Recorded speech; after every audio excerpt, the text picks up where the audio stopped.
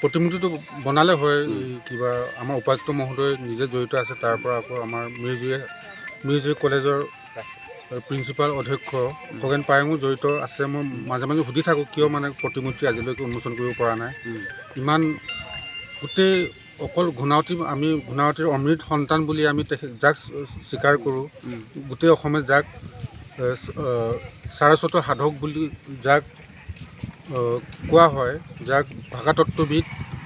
ভাষাতত্ত্ববিদ আৰু শিক্ষাবিদ তাবুৰাম তাইদেউৰ প্ৰতিমূৰ্তি যিটো এতিয়া অৰ্ধনিৰ্মিত অৱস্থাত এতিয়াও আছে।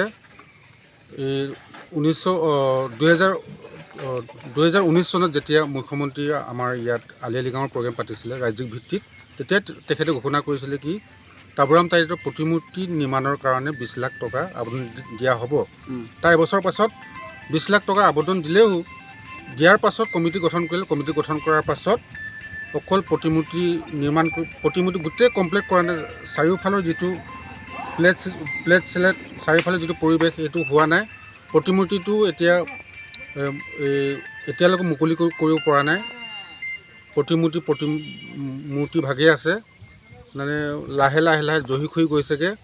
মানে আমি সাধাৰণ জনতা হিচাপে, আমি ঘূণাৱতীবাসী হিচাপে, লখিমপুৰবাসী হিচাপে আমি অলপ মানে ইমান এজন শিক্ষাবিদক, ভাষাতত্ত্ববিদক এনেকৈ অৰ্ধনগ্ন অৱস্থাত, অসম্পূৰ্ণ অৱস্থাত এটা প্ৰতিমূৰ্তি থকা অৱস্থাত আমি খুব মানে অপমানবোধ।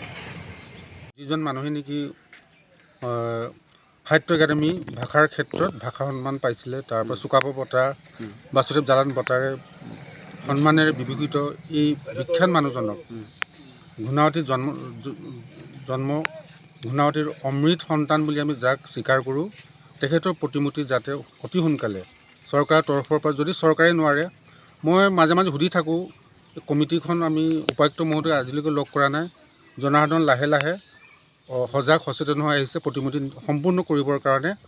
আমি যদি চৰকাৰে যদি বা উপায়ুক্ত মহোদয়ৰ তত্ত্বাৱধানত যিখন কমিটি আছে, তেওঁলোকে যদি অপাৰগতা স্বীকাৰ কৰে, তেতিয়াহ'লে আমি জনসাধাৰণক লৈ পেলাই আমি পুঁজি সংগ্ৰহ কৰি যিটো অৰ্ধনগ্ন অৱস্থাত, অৰ্ধনিৰ্মিত অৱস্থাত থকা তাবুৰাম তাইদেউৰ প্ৰতিমূৰ্তি আমি পূৰ্ণাংগ ৰূপত গঢ়ি তুলি আমি এদিন নহয় এদিন আমি উন্মোচন কৰিম ৰাজহুৱা মিটিং পাতি, তেখেতৰ যাতে আত্মাই যাতে সদ্গতি লাভ কৰে।